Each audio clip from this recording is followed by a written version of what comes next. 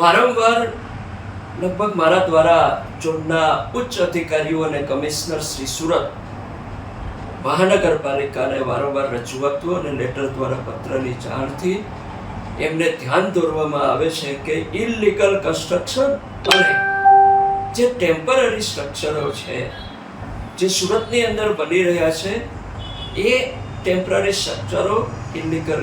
Construction અને જે ગેરકાયદેસર શેડ બનાવવામાં આવે છે એને દૂર કરવામાં આવે અને નવા બનતા અટકાવવામાં આવે. વારંવારના પત્રો છતાં પણ ઉચ્ચ અધિકારીશ્રીઓ, કમિશનરશ્રીઓ કે જે તે ઝોનના અધિકારીશ્રીઓએ આ બાબતે કોઈ જ ધ્યાન દોરવા છતાં કોઈ જ પ્રકારની કાર્યવાહી કરેલી નથી. વાત કરું તો અમારા જે કતારગામ વિસ્તારની અંદર લગભગ ઘણા વર્ષોથી આ બાબતનો પ્રશ્ન લગભગ ચર્ચાઈ રહ્યો છે કે આ વિસ્તારની અંદર વધારેમાં વધારે ઇલીગલ કન્સ્ટ્રક્શન અને ઇલીગલ ડોમ અને ઇલીગલ આ ટેમ્પરરી સ્ટ્રક્ચરો બનાવવામાં આવેલા છે. એમાં ઘણા બધા નાના ઘરના લોકો એટલે કે મધ્યમ વર્ગથી ગરીબ વર્ગના લોકો વધારે ખર્ચ ન થાય એના હિસાબે એક નાની એવી કોટડી બનાવી અને પોતાનો ધંધો અને બેરોજગારીને દૂર કરી અને રોજગારી પોતાના પરિવાર માટે રોજગારી મેળવવા માટેની કોશિશ કરતા હોય છે. પરંતુ સાથે સાથે દુઃખની વાત એ છે કે ઘણા બધા લોકો આની પાછળ પુષ્કળ પ્રમાણમાં કમાણી કરવા માટેના ડોમ મોટા મોટા બનાવી અને રાજકીય પીઠબળના હિસાબે અધિકારીશ્રીઓના મેળાપીપળાની સાથે સાથે આ કાર્ય કરતા રહ્યા છે. હવે જ્યારે પણ દબાણ આવે છે કે આવી દુર્ઘટનાઓ બને છે ત્યારે આ નાના અને મધ્યમ વર્ગના લોકોને હેરાન કરવામાં આવે છે. પરંતુ જે મેળાપીપળાવાળા ધારાસભ્ય, કોર્પોરેટરશ્રી, બિલ્ડરો અને મોટા મોટા અધિકારીઓની સાઠગાંઠના હિસાબે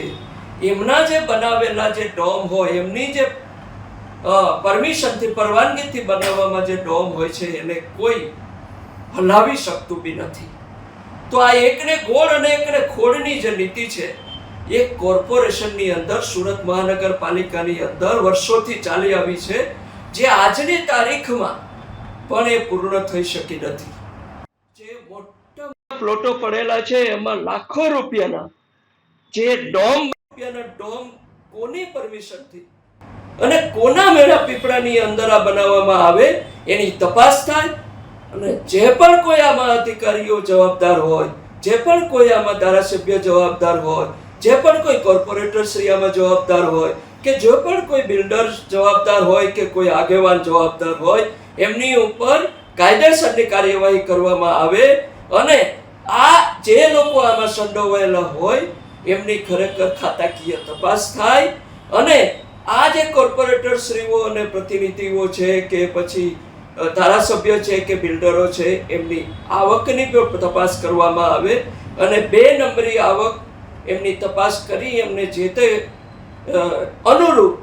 નિયમ મુજબ એમની ઉપર કાયદેસરની કાર્યવાહી કરવામાં આવી મારી વિનંતી છે. જય હિન્દ, જય ભારત.